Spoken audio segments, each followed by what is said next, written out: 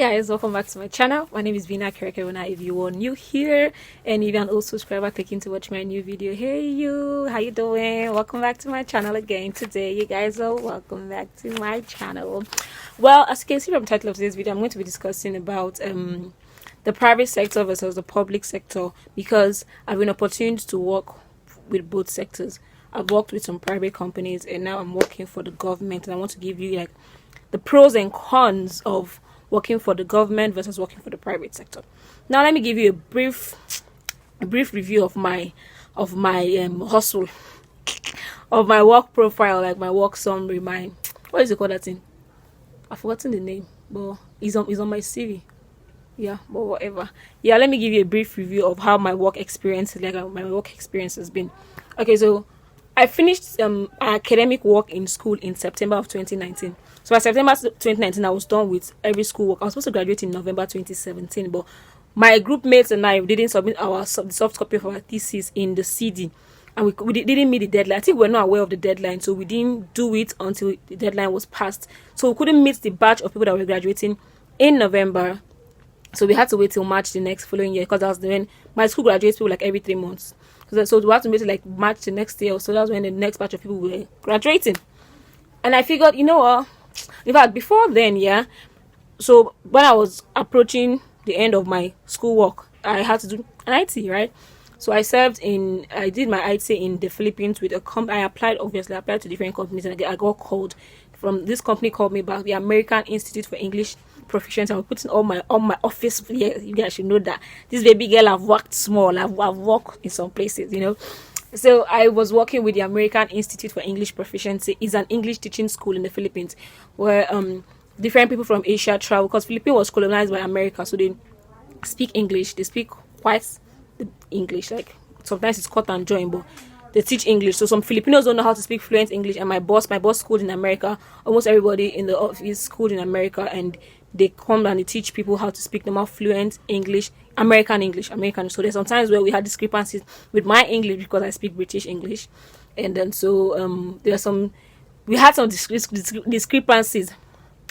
We had some discrepancies in the office with me and my colleagues, but it was all good. It was all English and all of that. So I did my IT in that school. Then I did my IT for like 8 weeks and finished, because I was working every day, 8 hours every day, because I wanted to meet up my 240 hours in the office. So I finished quite on time, and I finished school. So I finished my coursework in September 2017. Since I was graduating the next year, I didn't want to be in the Philippines for that long without doing anything. Also because in the Philippines we don't work as students. It's not like you have like a student job or something like summer job. No, they don't. As foreigners are not really allowed to work as that is allowed in other countries, you get. So I wasn't doing anything in the Philippines, and I was like, you know what, it's time to just stay in this country and be waiting for March next year. Let me just come home to Nigeria. And coming home to Nigeria, I wasn't planning to be idle, so I decided to, you know what, apply for jobs while I was still in the Philippines, while I was booking my flights to come back. I hate being idle. I hate not having anything to do. So which is also one of the reasons why even during this lockdown I've been in and out of the office. Like from every now and again I go to the office and see how things are doing, try to get 1 or 2 things done, because I hate being redundant. So I applied for some jobs in December. I was coming back home in December 2017 for the holidays. So when I was coming, I tried to apply for some jobs, and I got a job in Lagos. I was working in Lekki in RHB Style. I'll put that here, you guys can go check it out, because this baby girl has some work experience. Anyway, but I was working at RHB Style in Lekki, and I did that for a few months. Then I had to come back in March of 2018 for my graduation. I had to go back to the Philippines for my graduation. So I left the other Lagos job, went to do my graduation. So I was in Lagos. I was in Philippines from March to July. I did my graduation in March, and I was in Philippines till July. I came back to Nigeria, which was my final coming in July of 2018, and then I applied for NYSC that July 2018. I got enrolled. I started NYSC in August 2018. August 2018, we're in camp, and then we left camp around September and all of that, and I got posted to Imo State University, and then ASU struck. So I wasn't working because I was posted to university, and the schools were on strike. Universities were on strike, so I was not working. Now what would I do now that I'm not working again? Apply for a job. So I applied again for private jobs, because obviously with the government job you need your NYSC dispatch certificate, and I don't have that, so I couldn't be applying for government jobs. Also because I wasn't really willing to work in the public sector. That's the story for another day, but I just wanted to be challenged and work in the government sector, in the private sector, I mean. So I applied for a job during the ASU strike thingy in 2018, the end part of 2018. So I got a job in December of 2018, where I resumed fully in January 2019. That's in Black Limited hospitality business. I was working in Black Limited. Then ASU came back in February also. February, March, I can't remember right now. ASU called off their strike, and then we had to go back to school to complete NYSC. So I took a pause in the job. I did not quit. Took a pause in the job. Finished my NYSC in July. Came back in August, and then took a 1 month break just to rest. And then I resumed fully in September 2019. September 2019, I was working still in this Black Limited that I got this job, working there, and in December I got my government job in November 2019. So technically October 2019, but we started in November. So I was not doing both jobs. At the point I was shortly in Egoa and Port Harcourt. I was doing both jobs, both the private sector job and the government job. Was like, well, like I told you guys in my other video, I had to quit because baby girl needed to rest. Baby girl needed to just chill. It's not that deep. Life is not that hard, you know. So I quit the private job, and now I'm settled in my government job. So yes, from January till now, from December last year till now, I've been just solely doing my government job and my YouTube job that is not yet paying me. YouTube, you're not paying me, so I don't like working for free. Please start paying me soon. Yeah. So now you guys have a view of how my life has been with government and private jobs. Yeah. So now let's go to the pros and cons.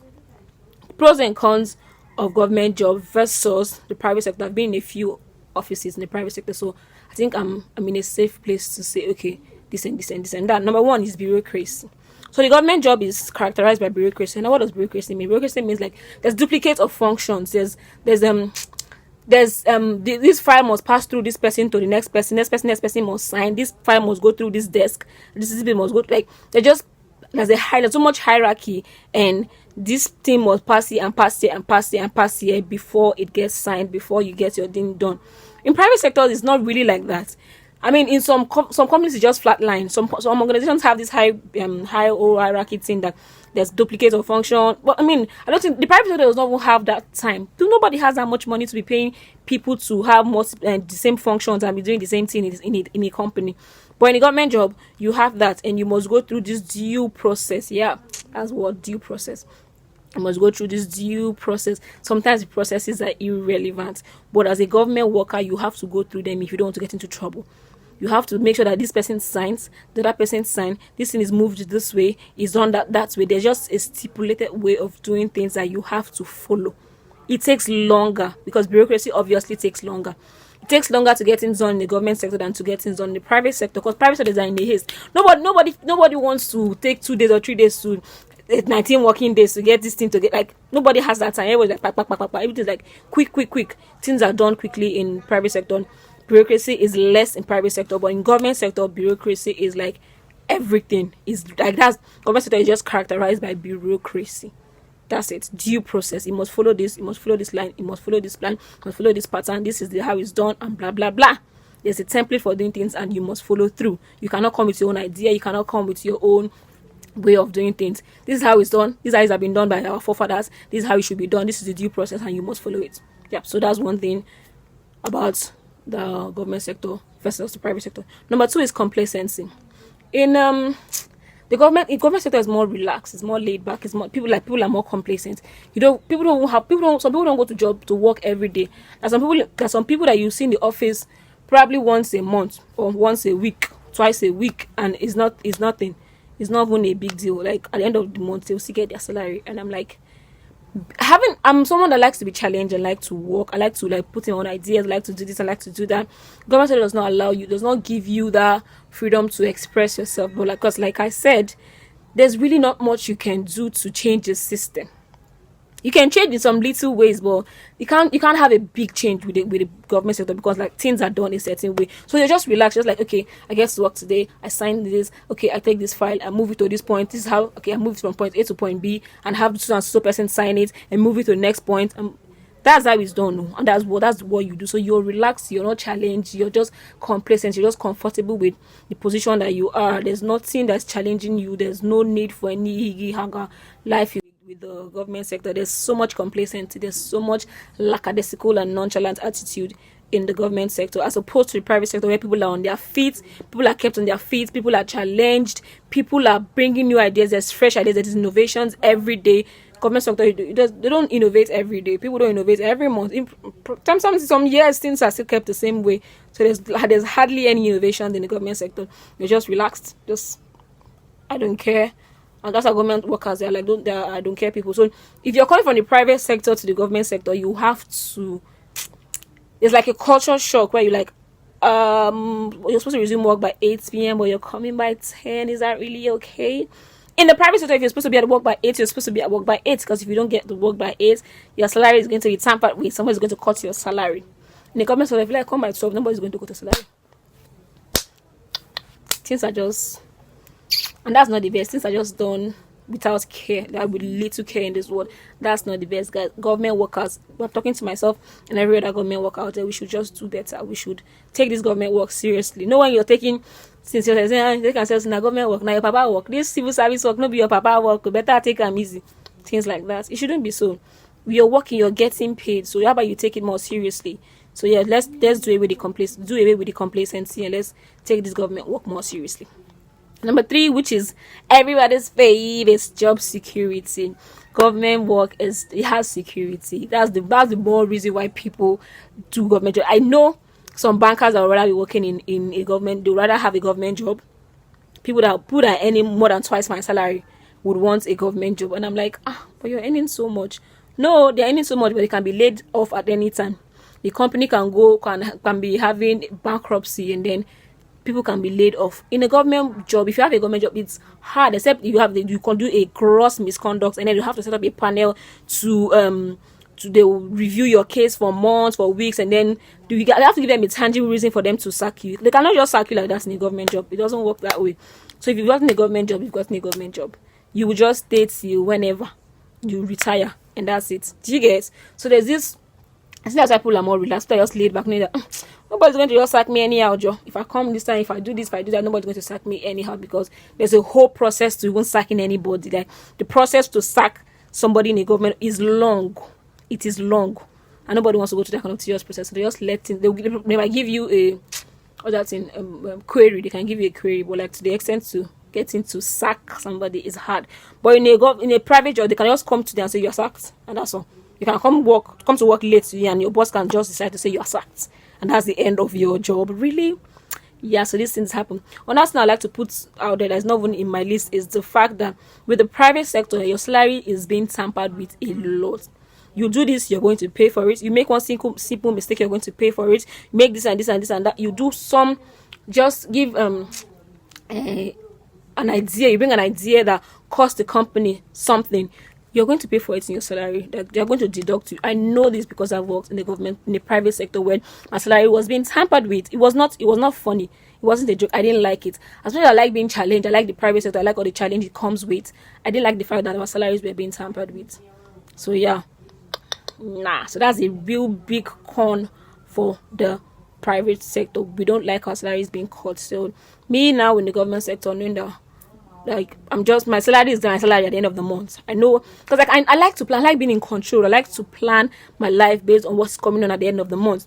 With the private sector, you cannot really plan your life with what's coming at the end of the month, because at the end of the month, what you're expecting might not come, because they have a reason to deduct something. I think they're always looking for a reason to deduct something from your salary. That's so bad. Very bad of the private sector. So no, we don't like it. Yeah, all the HR and everybody, owners of private companies, should just do better. Don't touch people. Like, negative reinforcement doesn't always work. It's not the best. So you guys should not do that. Just stop cutting people's salary. It does not make sense. You can punish people in various ways. There are many ways that you can make people pay for their actions, and cutting their money and tampering with their salary. It just does not make sense to me, to be honest. Like, it's so annoying. Let me just start getting personal. We're back. Okay, that's number 5 now is pension and gratuity. Yay! That's also one of the reasons why people like private and the government sector, the public sector. We have pensionable jobs. Government sector, you liable to pension and gratuity, which is a good thing. People like to get pension, like to know that okay, after I've worked for this amount of years, I can get my pension. I can get my pension, or I can get my gratuity, and I'll get paid even after I am retired. That's a good thing. That's such a good. I know about my friend gave me a gist one time about one woman saying nobody is going to marry a daughter if you're not working a government job. That kind of thing come and suffer if you don't have job stability and you don't have pension, you don't have gratuity. Nobody, like anybody that's going to marry a daughter should better make sure they have a government job. It was a criteria for the woman. It was quite important to her that a government worker marries her child because of all these benefits of job security and pension and gratuities, and people really love it. People really love it. It's a good thing, and that's one thing the public sector has over the private sector. Some companies do pension, some private companies do pension, but with the government sector, it is sure. Your pension is sure. It's settled. You can calculate it. You will know what you're earning at the end of. Even though we're in Nigeria and things are skewed, but you have an idea of what you're going to earn as pension or gratuity at the end of your retirement, which is fair. With the private sector, it's not always a straight road. They don't have these things built.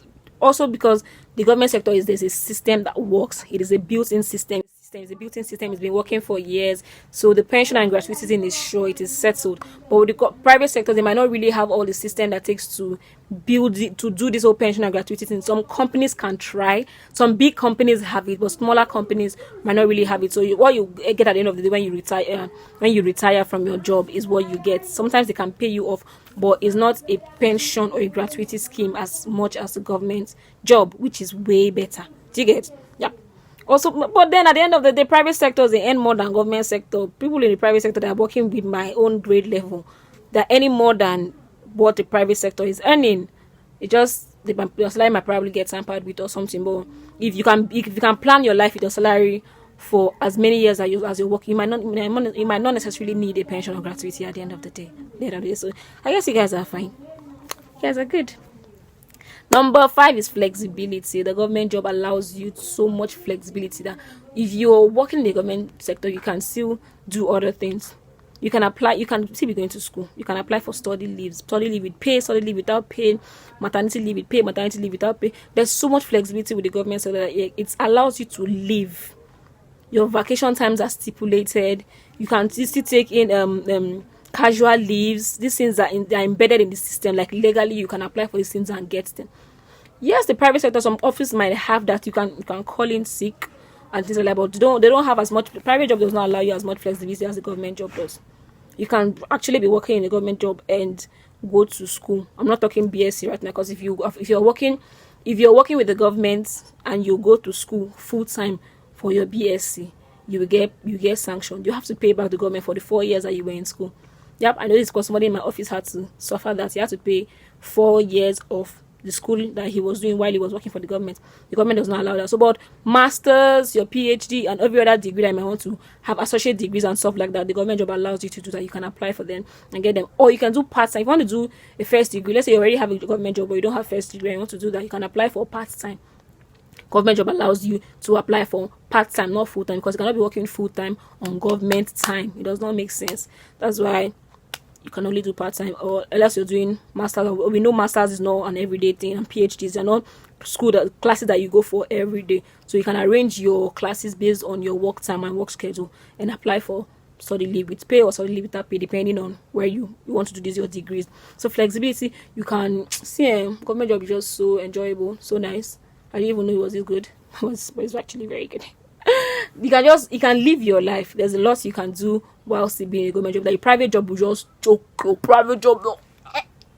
They want to suck you dry because of how much they are paying. They want to just take away your blood. If the private sector can take your blood away from you and use it to make money for yourself, you have very little time to take care of your own personal things if you're working for the private sector, and that's not so good. So yeah, we in the government, definitely not the least on this my video is rudeness and just behavioral attitude with government workers. Why y'all so rude? I told myself that I'm going to be that government worker that attends to people politely. If I ever get to that point where I'll be rude to somebody, that God should brittle my tongue. I don't want to be that government worker that's keeping face like, okay, what do you want? Okay, bye. Our guy is not around. We are closing by 4.